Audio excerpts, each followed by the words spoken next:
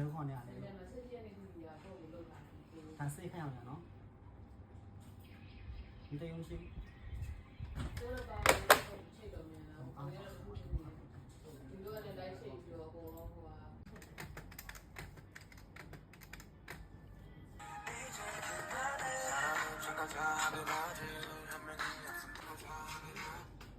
ဟယ်လိုအကိုဟော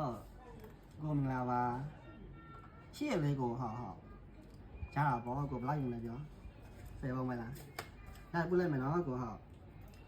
ဒီညားတမန်လေကိုကဲပါ